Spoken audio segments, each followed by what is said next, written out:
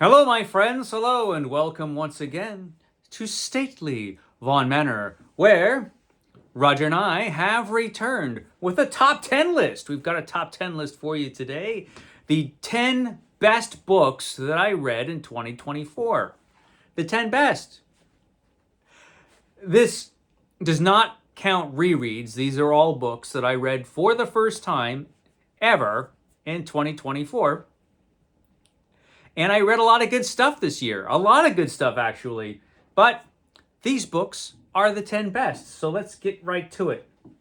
I have a little list here. This list goes 10 to 1, as is proper with a top 10 list. All right, at number 10, Ring Around the Sun by Clifford D. Samack. Clifford D. Samack, who wrote my favorite science fiction novel of all time, City, also wrote a bunch of other stuff, and a lot of that stuff I had never read, and that includes this book, which I was pleasantly surprised by. This was an excellent book, and very different than I expected it to be. The plot, how it was told, everything was, it wasn't the book that I thought it was going to be. It was just very different and very original. And I hesitate to give any kind of synopsis to the plot because you want to go in not knowing anything in this book if at all possible. And I really enjoyed it. It's not as good as City is, but a really, really good science fiction novel, and certainly the best science fiction novel that I read this year. So yeah, number 10 is Ring Around the Sun by Clifford D. Samack, which brings us to number 9, which is Posse from Hell. Posse from Hell by Claire Huffaker. About a posse which is hastily put together to go after some dastardly outlaws and all of the things that go wrong. And a suspenseful book, also a great Western. I read this, of course, for June on the Range, and it was the best book that I read for June on the Range.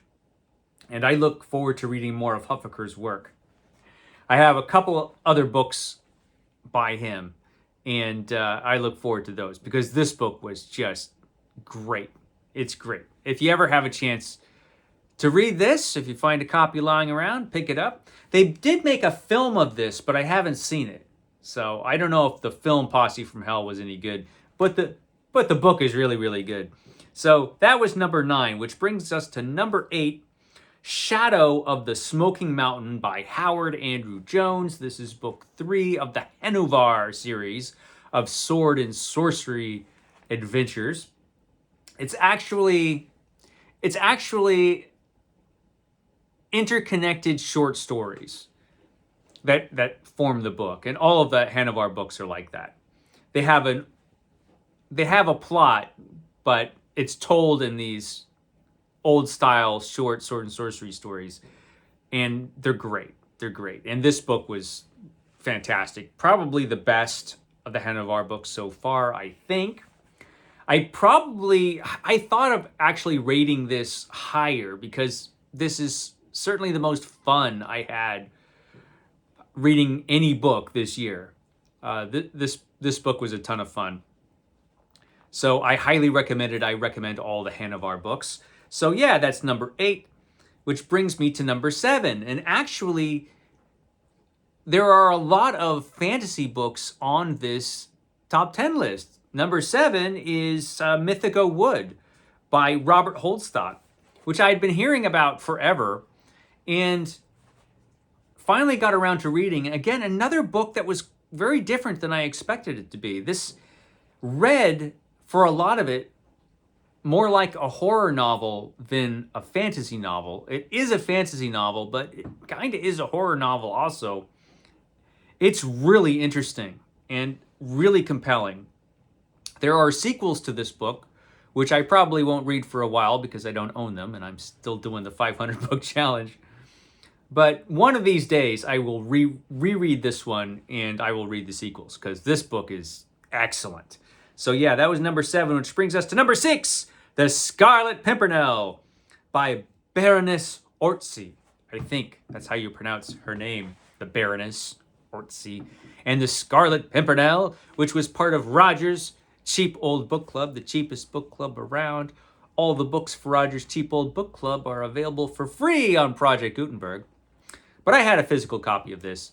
But great book. I'm surprised I never read this, but I never had read this. And so excellent novel, which is about an Englishman who, with a band of agents, they are helping some people escape from the French Revolution. You know, the French Revolution, where the revolutionaries were just decapitating everybody with their guillotine.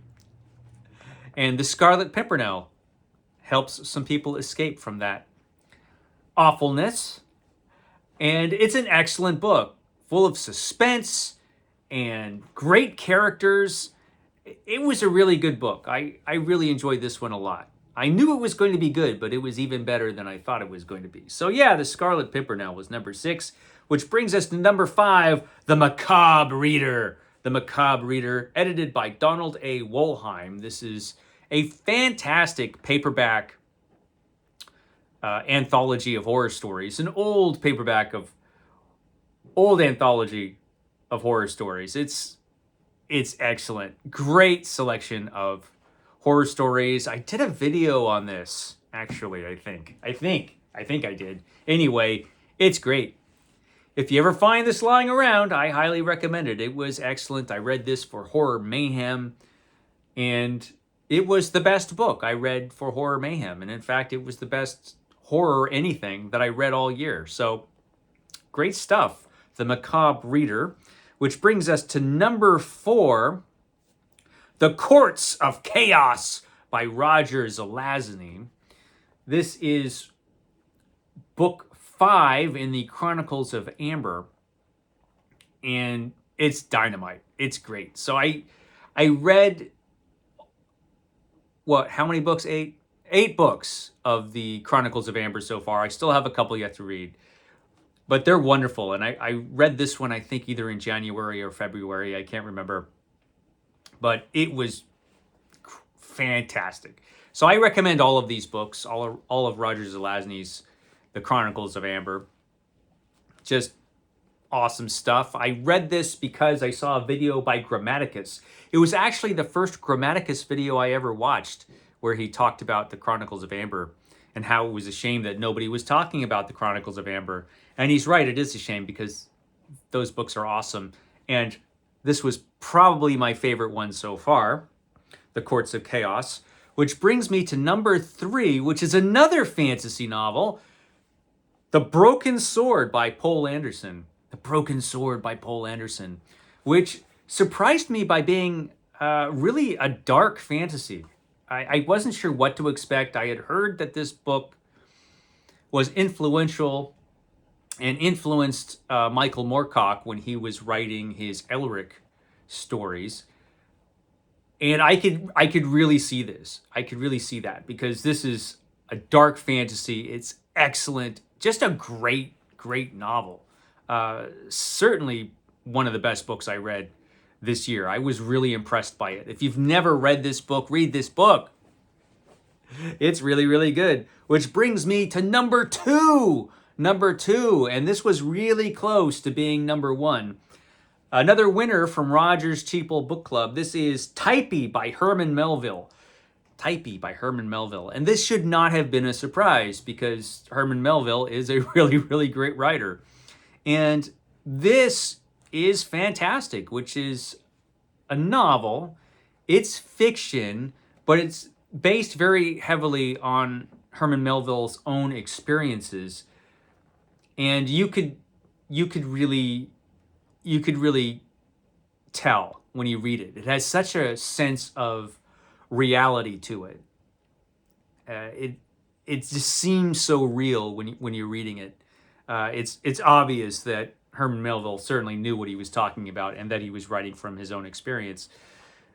Like I said, fictionalized, so it is fiction, but great book, so who cares? It's just such a great book.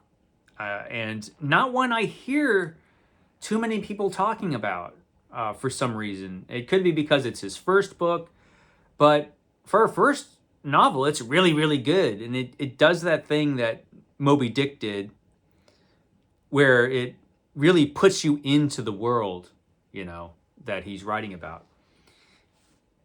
Excellent, excellent book. And it came very close to being number one this year. It came close. But there was a book that was better, and that was The Anubis Gates by Tim Powers. The Anubis Gates.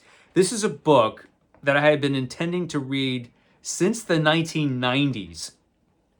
I'd had a paperback copy of this that my friend Justin gave me that I've held on to forever and has never read it. Finally, this year, I finally read it, and boy, was I glad I did, because this book is fantastic. I mean, it's science fiction, it's fantasy, it's horror all mixed up in one. It's got time travel. It's got great characters. It's just a fantastic, fantastic book. It's more fantasy than anything else. So, again, another fantasy novel here on this list. It does surprise me a little bit how many fantasy books made it to the top 10 this year, but they were all of such high quality that I couldn't leave them off, especially this one. This was just amazing. So, yeah, this gets my highest recommendation this year, The Anubis Gates. Wonderful book, completely riveting, and I'm glad I finally read it. So there you go. There's my top 10. I